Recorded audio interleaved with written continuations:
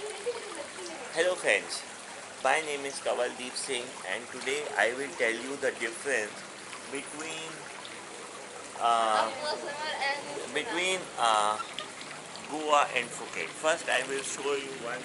I know this.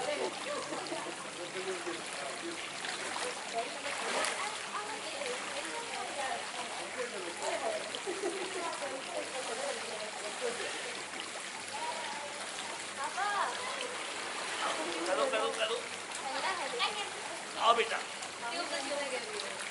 आओ आओ आओ आओ भाई आओ कम हाँ पानी पीना कोई बात नहीं अब अंदर आने के बाद नहीं लगता आ जाओ आ जाओ आ जाओ और जल्दी से आ जाओ ये लो आपकी रिंग भी रेडी है ये लो रिंग के अंदर घुस जाओ।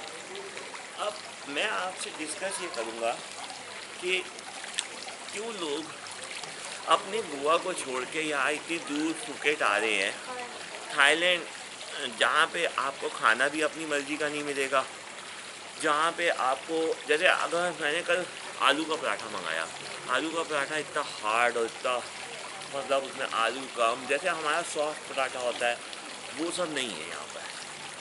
क्वालिटी भी नहीं, मतलब खाने में मज़ा भी नहीं आएगा। खाने में मज़ा आ सकता है अगर आप थाईलैंड का खाना खा लो, खाने में मज़ा आ सकता है अगर आप चाइनीज़ खाना खा लो, क्योंकि इनको जो चीज़ें अच्छी बनानी आती हैं। कुछ रेस्टोरेंट में आपको अच्छी रोटी मिल जाएगी, ऐसी बात नहीं है, खाने की प्रॉब्लम नहीं है फुकेट में। लेकिन जो मैं ये कहना चाहता हूँ, गोवा क्यों ना जाएँ, फुकेट ही क्यों आए। गोवा इसलिए नहीं जा पाते क्योंकि गोवा में जो पॉलिटिक्स है, वहाँ के जो लोग जो टैक्सी ड्राइवर, हमने जैसे टीवी पे सुना है, वहाँ पे टूरिस्ट नहीं जा रहे हैं। ये सबसे बड़ा रीज़न हो सकता है कि जो लोकल लोग पॉलिटिक्स करना शुरू कर देते हैं, जिसकी वजह से इकॉनमी गोवा की इतनी डाउन है, वो नहीं होनी चाहिए। और हमारे लोगों को गोवा जाना चाहिए। गोवा ना जाने का सबसे बड़ा रीज़न, एक और बहुत बड़ा रीज़न ये भी हो सकता है, इकोनॉमिक फैक्टर हो सकता है कि लोगों के पास उतना पैसा स्पेंड करने को नहीं है कंट्री में। आपको मैं एक बड़ी बुरी बात बताता हूँ इंडिया के बारे में। यहाँ पर इंडिया की करेंसी नहीं ले रहे हैं। मैं जो करेंसी चेंजर्स के पास जाता हूँ ना, वहाँ उनसे बोलता हूँ कि मेरे पास इंडिया की करेंसी है, चेंज करोगे? कहते हैं नहीं, सीधे मना कर देते हैं। उनको इंडिया की करेंसी चाहिए ही नहीं। हमको थाई बात भी चाहिए, हमको डॉलर भी चाहिए, हमको यूरो भी चाहिए, हमको चाइना की करेंसी भी चाहिए, हमको हर एक की करेंसी चाहिए। हमारे ऑनलाइन भी पैसा हो, सब करेंसी को पे करें, लेकिन उनको इंडिया की करेंसी नहीं चाहिए। ये एक बहुत बुरी बात है हमारे देश के लिए कि हमारा देश का आदमी जो कि प्रॉस्परस होने के बाद अपने देश में घूमने जाने के बजाय वो दूसरे देश को प्रेफर करता है। दूसरे देश में जाने के बाद उसे पता लगता है कि उसकी करेंसी की हालत, उसके देश का व्यू। जैसे मैं इंडिया से हूँ, मुझे तो इंडिया की तारीफ़ सुनने में मज़ा आएगा ना। मैं जहाँ भी जाऊँ लोग इंडिया की तारीफ़ करें। उल्टा है, मैं वहाँ गया,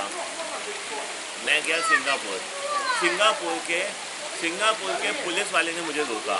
मैं वीडियो बना रहा था, कहता है, मुझे पता है क्या बोला, मुझे बोला आर यू अ टेररिस्ट। मैंने उसकी बात सुन के थोड़ा सा मुझे झटका लगा, लेकिन फिर मैंने उसकी बात बदल दी। मैंने कहा yes I am a tourist. मतलब आपकी और फिर मैंने उससे कहा यू नो इंडिया। कहता है हाँ we know the very bad country, very bad, do you have the money to spend over here. ये बोला उसने। एक पुलिस वाला एक इंडियन को जो उसकी कंट्री में घूमने आया उससे पूछ रहा है कि क्या तुम्हारे पास इतना पैसा है कि तुम हमारी कंट्री में खर्च कर सको। ये कंडीशन है हमारे कंट्री की। जो व्यू है, ये व्यू है कि लोगों की नज़र, जैसे अब एक सिंगापुर के पुलिस वाले की नज़र में हमारी ये कंडीशन है कि हम एक पुअर कंट्री हैं, हम डेवलपिंग, एक्चुअल में हम डेवलपिंग कंट्री हैं। एक्चुअल में हम लोग डेवलपिंग कंट्री हैं। एक्चुअल में हम लोग टूवर्ड्स डेवलप कंट्री हो जाएंगे। कुछ सालों में हमारी कंडीशन, हम डेवलप कंट्री हो जाएंगे।